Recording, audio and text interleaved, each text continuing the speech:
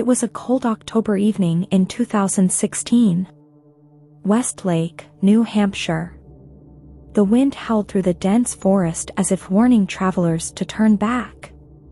At the edge of a long-forgotten dirt road stood Harrow's Rest Inn, an old wooden cottage that looked as though it had been standing for over 2 centuries.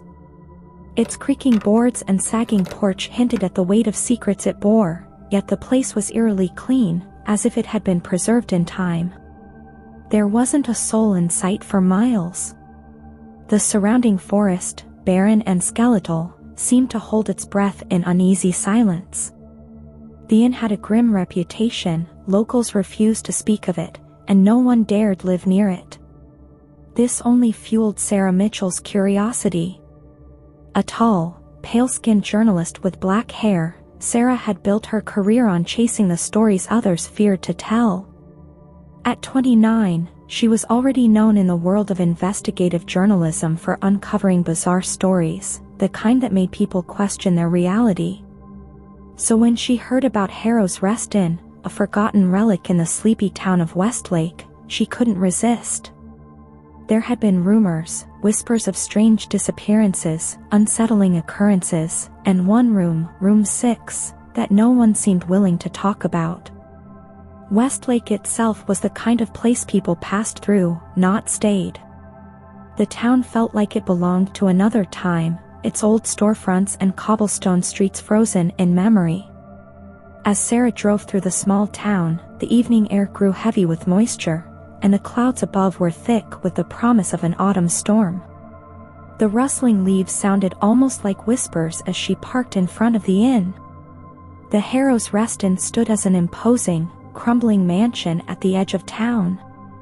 Its high roof lines and sagging porch seemed to echo a bygone era. As Sarah stood at the entrance, the wind picked up, tugging at her jacket, and she stepped inside, her boots clicking against the wooden floors. An old woman with stark gray hair stood behind the reception desk, her sharp eyes taking in Sarah's every move. Her name was Agnes. She greeted Sarah with an almost imperceptible nod. "I'm here for a few days to write a piece on the town and the inn," Sarah said, offering a warm smile. Agnes's expression remained unreadable, but her eyes flicked briefly to the worn-out clock on the wall, its ticking loud in the silence. "Room for one, then?" "Yes, thank you." After a brief exchange, Agnes handed her a tarnished brass key and gestured for Sarah to follow her upstairs. The hallway seemed to stretch on endlessly. The soft light from antique sconces flickered against peeling wallpaper, casting shadows that didn't quite belong. The air in the inn was thick and heavy, as though the building had absorbed decades of memories, some better left untouched. "Room 5, second on the left," Agnes said, before turning without another word, vanishing into the shadows. Sarah stepped inside her room, a quaint but eerie space, the furniture old yet carefully maintained. The bed was draped with a faded quilt, and a lone window overlooked the garden, which, even from this distance, looked strangely barren.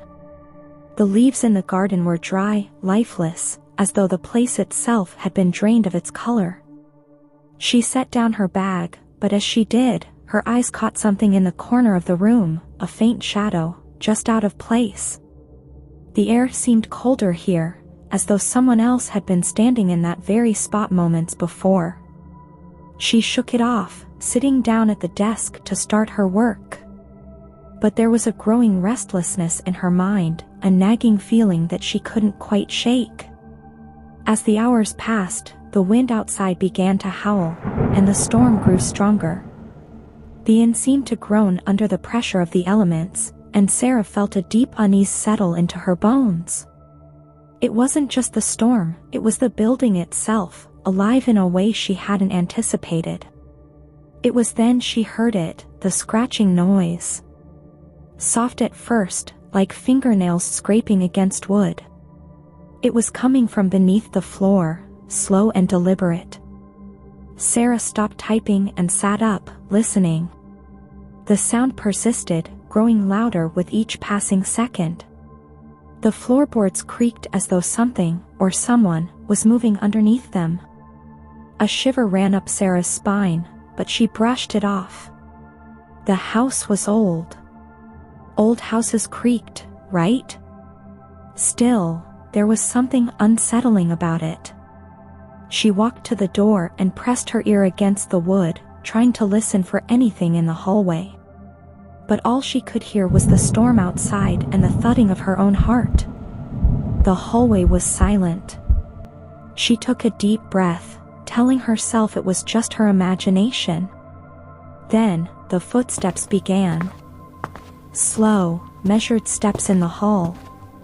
They were deliberate, methodical, almost too slow. Too heavy. She took a hesitant step backward, her heart beginning to race. The footsteps came closer.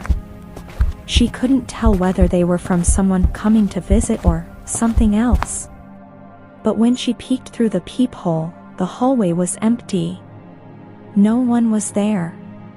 The storm continued to rage outside, and the wind howled louder, rattling the window. She stepped back, feeling the tension tighten in the air. It was then she saw him. At first, it was just a blur, movement in the shadows of the hallway. But then he stepped into the light, just for a moment. A man, tall, with a distinct air about him. His dark hair was damp from the rain, and his eyes, when they met hers, seemed impossibly deep, as though he could see straight through her. "Are you all right?" he asked, his voice warm, with a faint lilt of concern.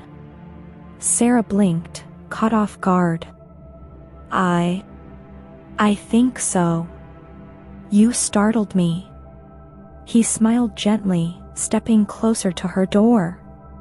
"Forgive me, I didn't mean to frighten you. I've been coming here for years, off and on." His name, he told her, was Daniel, just another guest at the inn, staying in room 6. Sarah's heart skipped. Room 6? She had been warned about that room by Agnes. But Daniel seemed friendly enough, and there was something about his presence that felt comforting. He wasn't like the other guests, there was an ethereal quality to him, a gentleness that made Sarah feel at ease. Over the next few days, Daniel and Sarah spoke often. He was always there when she needed a friendly face, always ready with a smile and a comforting word. He told her stories of the inn's history, stories of guests long gone, of strange disappearances, of the inn's peculiar curse. Sarah didn't mind listening, even though some of his stories sounded far too strange to believe. But as the days passed, something started to feel off. Daniel was always there, but never seemed to have any real answers when Sarah asked about his past. He would change the subject, always with a smile, and his eyes, those deep, dark eyes, seemed to hold secrets he wasn't ready to share. The night before her departure, as Sarah sat in the dining room, the storm had grown worse. The wind outside rattled the old windows, and Sarah noticed Daniel staring at her from across the room. His gaze was intense, almost desperate. "I'm sorry," he said, his voice trembling, "but I must leave, soon." "You must leave as well." Before Sarah could ask why, he was gone, vanishing into the shadows of the inn. It wasn't until later, when she asked Agnes about Daniel, that the chilling truth came to light. "Daniel?" Agnes had said, her voice almost a whisper. "There's no one named Daniel staying here. Never has been." Sarah sat in her room that night, staring out the small, rain-streaked window. Daniel's words echoed in her mind, "You must leave as well." Something about the way he had spoken felt urgent, almost desperate. But the more she thought about it, the more questions surfaced. Who was Daniel really? Why had Agnes denied his existence? And why did he seem so fixated on her? The storm outside had become relentless, the wind howling like a living creature. The inn groaned under its weight, and the lights flickered, casting shifting shadows on the peeling wallpaper. Sarah felt an odd mix of dread and curiosity. She knew she couldn't leave, not yet. There was more to uncover, and she had to get to the bottom of it.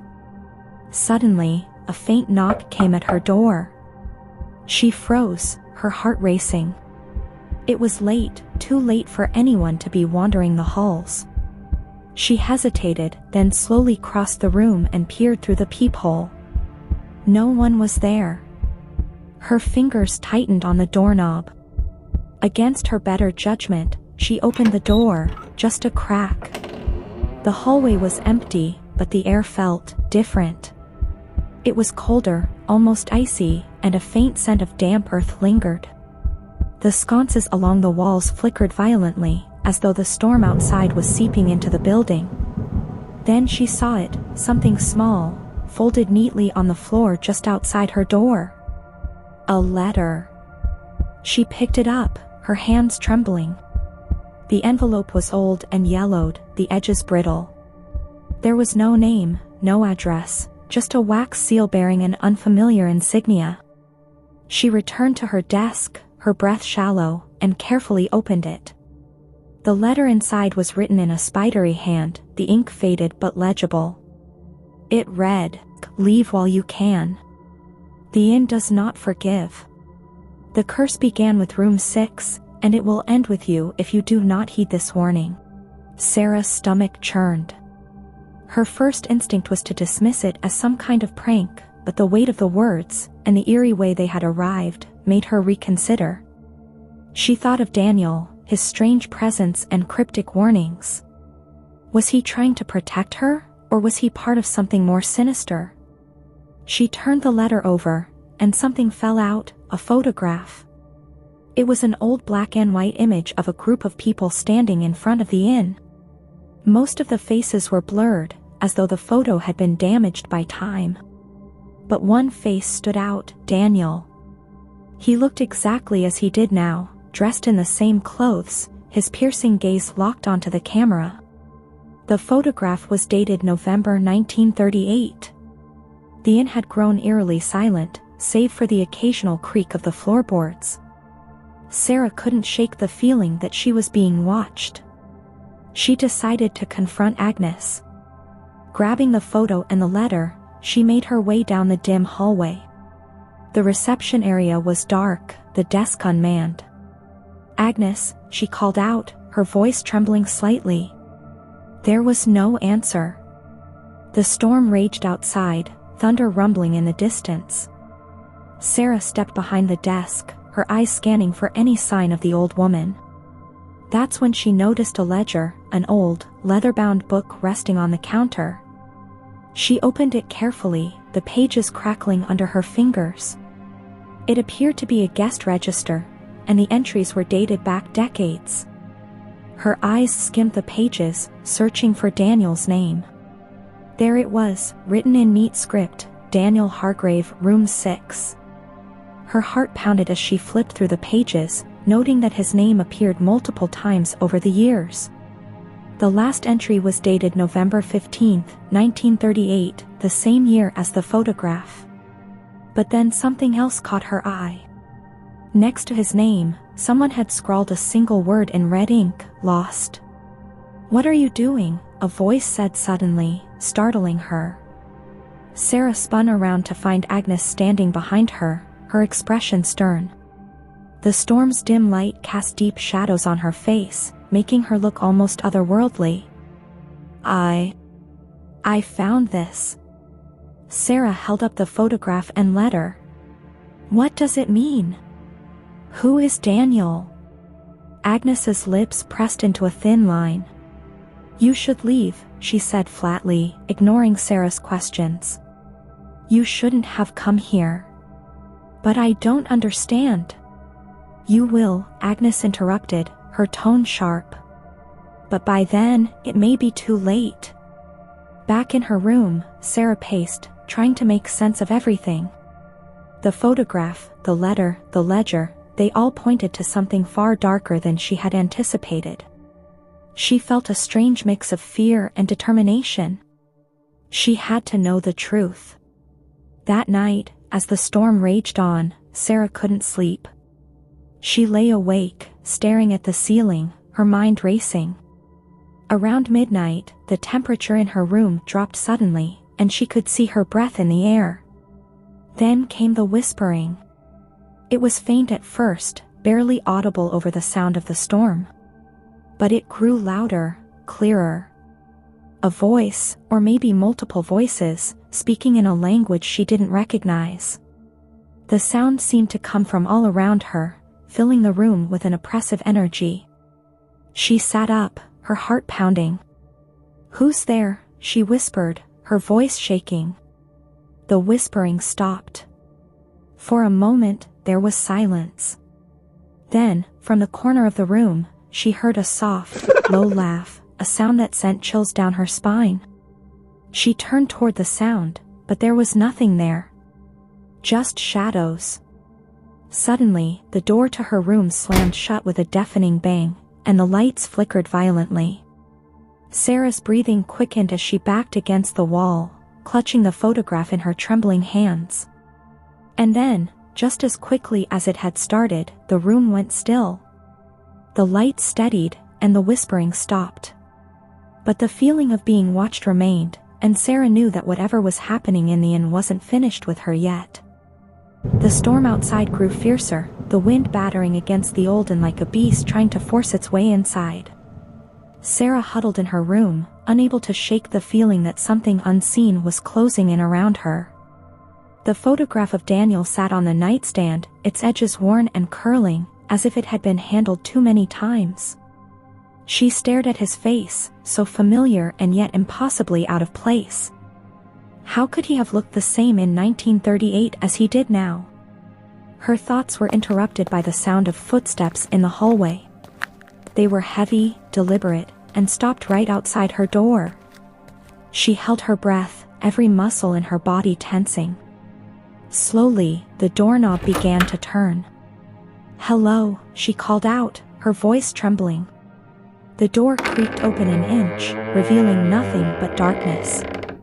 No one was there. The temperature in the room plummeted, and her breath formed small white clouds in the frigid air. The lights flickered violently, and then, for a moment, everything went pitch black. When the lights came back on, Sarah gasped. The photograph of Daniel was gone. The next morning, Sarah confronted Agnes in the dining area, where the innkeeper was serving a sparse breakfast to the few other guests. The room had an oppressive stillness, the kind that seemed to swallow sound. The other guests, a middle-aged couple and an older man, sat hunched over their plates, avoiding eye contact. "Agnes, I need to talk to you," Sarah said, her voice low but firm. Agnes looked up, her face unreadable. "About what?" "About this place. About Daniel. About room 6. Sarah leaned in, lowering her voice. "I know he's been here before. I found his name in the ledger. I saw his face in the photograph. What's going on?" Agnes hesitated, her lips pressing into a thin line. For a moment, Sarah thought she might refuse to answer. But then Agnes sighed and motioned for Sarah to follow her. They went into the back office, a cramped, dimly lit space filled with dusty books and yellowing papers. Agnes closed the door behind them and leaned against the desk. "This inn has a history," Agnes began, her voice barely above a whisper. "A dark one. It started with the Harrow family, the original owners. They built this place in 1892, but they didn't stay long. Strange things began to happen. People heard voices in the halls, saw figures in the windows. And then, one by one, guests started to disappear." "What about Daniel?" Sarah pressed. "What does he have to do with any of this?" Agnes's expression darkened. Daniel Hargrave was one of the first to vanish. He checked into room 6 in 1938 and was never seen again. But after he disappeared, guests began reporting strange sightings, a man who looked like him wandering the halls at night. Some said he was trying to warn them, others said he was luring them to their doom. Sarah's stomach twisted. You're saying he's, what? A ghost? Agnes didn't answer. Instead, she opened a drawer and pulled out a small, leather-bound book. She handed it to Sarah. This is his journal, Agnes said. He left it behind. Maybe it can help you understand.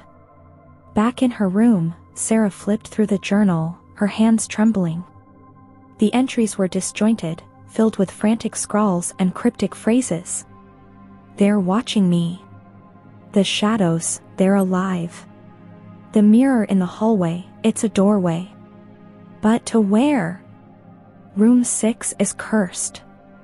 I can feel it pulling me in. I can't escape. As she read, Sarah noticed something strange.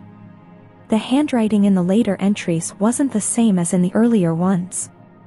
It was as if someone, or something, else had taken over. Just then, a loud crash echoed from the hallway. Sarah jumped, her heart pounding. She opened the door cautiously and peered outside. The corridor was empty, but a large mirror at the end of the hall had shattered, the shards scattered across the floor.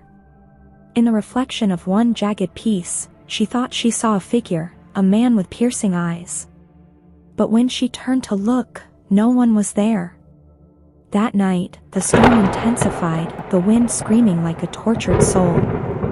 Sarah couldn't sleep. The journal sat on the desk, its pages fluttering as though moved by an unseen hand. She felt a presence in the room, a weight in the air that pressed down on her chest. Suddenly, the lights flickered, and the temperature dropped again. The whispering began, faint at first but growing louder. It was the same unintelligible language she had heard before. "Who's there?" Sarah demanded, her voice shaking. The whispering stopped. Then, from the corner of the room, a voice spoke, a man's voice, calm and clear. "Sarah." She turned slowly, her heart hammering. There, standing in the shadows, was Daniel. But something about him was different. His eyes glowed faintly, and his features seemed to shift, as though he were struggling to maintain his form. "You need to leave," he said, his voice urgent. "This place, it's not what it seems. It's alive, and it wants you." "What do you mean?" Sarah asked, her voice barely above a whisper. "What does it want?" Daniel stepped closer, his gaze intense. "It feeds on people like you, people who seek the truth. The more you dig, the stronger it becomes. But it won't let you leave. Not without a price." Before Sarah could respond, the lights flickered again, and Daniel vanished, leaving her alone in the oppressive silence. The storm outside raged, relentless winds and sheets of rain battering the walls of Harrow's Rest Inn. Sarah sat at the desk in room 6, Daniel's journal spread before her. As she read, each cryptic entry seemed to draw her deeper into the curse that gripped the inn. The final pages were written in a frenzied, uneven hand. "It won't let me leave. The inn is alive. It uses us, traps us, and then devours what's left. But there's a way out." The sentence trailed off, smeared with ink, as if Daniel had been interrupted. That night, Sarah dreamed of Daniel. In the dream, he stood in a dark, vast forest, his face pale and filled with sorrow. He reached toward her, his voice faint, carried by the wind. "Find the mirror," he whispered. "It's the key." She awoke with a jolt, her heart pounding. The room was unnervingly cold, and the journal was gone. The air felt dense, and she could see her breath misting in the freezing air. The whispering resumed, faint but persistent, pulling her towards the hallway. She grabbed a flashlight, warily opening the door. The hallway appeared empty, but the whispering drew her to the shattered mirror at the far end. She stepped closer, noticing for the first time that the shards didn't reflect the hallway but a forest, the same forest from her dream. Her hand trembled as she touched one of the shards. The instant her fingers made contact, an icy, electric shock surged through her. She blinked, and suddenly, she was no longer in the inn. The walls and hallways dissolved, replaced by the ominous, mist-shrouded forest. The twisted trees loomed above her, their branches forming grotesque shapes against the dark sky. The air was thick with fog, the ground damp and cold beneath her feet. In the distance, she saw a figure, a man walking away from her. "Daniel," she called, her voice echoing through the silence. He stopped but didn't turn. Sarah rushed toward him, flashlight cutting through the mist. When she reached him, he turned to face her. His expression was grim, haunted. "You shouldn't have come here," he said softly. "But now that you have, you need to know the truth." Daniel explained the horror of Harrow's Rest Inn. It was no ordinary place, it was alive, feeding off the souls of those who entered. It trapped them, leaving them to wither in its grasp. He had been one of its victims, but unlike the others, his spirit lingered to warn and, if possible, help others escape. "The journal," Sarah said. "It mentioned a way out." Daniel nodded grimly. "The mirror. It's a portal, a way to break the inn's hold. But it requires a sacrifice." "What kind of sacrifice?" Sarah whispered, fear creeping into her voice. Before Daniel could answer, the ground trembled beneath them. The trees seemed to move, their branches twisting and reaching, as if the forest itself was coming alive to trap them. Daniel grabbed Sarah's hand, pulling her deeper into the woods. "There's no time," he shouted. "You have to trust me." They reached a clearing, where an enormous mirror stood, its surface rippling like water. The reflection didn't show the forest, it showed the inn's hallway, and Sarah could see herself standing frozen, trapped in terror. "You need to go through," Daniel urged. "But the inn won't let you leave without taking something, or someone, in your place." "What does that mean?" Panic crept into Sarah's chest. Daniel's face softened. "It means you need to live. I've been here long enough. Maybe this is my chance to finally be free." "No," Sarah protested. "There has to be another way." "There isn't," Daniel replied firmly. "But you'll remember me, and that's enough." Before she could resist, he shoved her toward the mirror. She stumbled, and as she fell forward, her body passed through the cold, liquid-like surface. When Sarah woke, she was back in room 6, gasping for breath. The storm outside had passed, leaving an eerie silence in its wake. The journal sat on the desk, but the pages were blank. It was as though everything she had experienced had been wiped away. She quickly packed her things and left the inn, but her mind was in turmoil. As she drove away, she glanced at the rearview mirror, and for a brief moment, she thought she saw Daniel sitting behind her, calm and resolute. But when she looked again, he was gone. Back in the city, life seemed to return to normal. Sarah continued her career, but deep down, a feeling of unease lingered. Something wasn't right. Every now and then, she'd catch glimpses of her reflection in dark corners or in mirrors, and for a moment, it felt as if she were back at the inn. Occasionally, she would see a familiar face in a crowd, a man with eyes full of sorrow, watching her silently. Each time, before she could approach, the figure would vanish. Almost a year later, on a cold October evening, Sarah decided to revisit her article about Harrow's Rest. She had framed the first printed copy, a reminder of everything she'd endured. But when she looked at the date beneath the headline, her breath caught. It didn't read 2016, it read October 18, 1938. Confusion flooded her. She searched through her files, only to discover they had been altered. Her article, with her byline, was published in 1938. The photos, the description, it was all hers. Her heart pounded as the truth began to sink in. The article she had written, her own life, had been part of the story all along.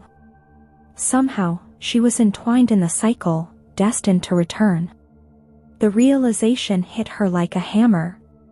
As if on cue, the room around her seemed to blur. In an instant, the space around her shifted. The walls of her apartment faded, and the familiar, oppressive silence of the inn took its place. She blinked, and found herself back in room 6. The storm still howled outside, but the room remained eerily unchanged. The journal lay on the desk, waiting for her. Sarah reached for it, her hands trembling. She opened the cover, and the pages were no longer blank. They were filled with her handwriting, recounting her experiences. The final entry sent a chill through her. "You never left. You never will. The inn bends time, trapping us in its endless loop. The stories you wrote inspired your younger self to come here, ensuring the cycle continues. And now, it's your turn to write again." Sarah's breath caught in her throat. She looked around the room, but it was the same as it had always been, worn, old, and haunted by the same oppressive feeling. There was no escape. The truth was undeniable. She had never truly left the inn. And now, it was her turn to continue the story.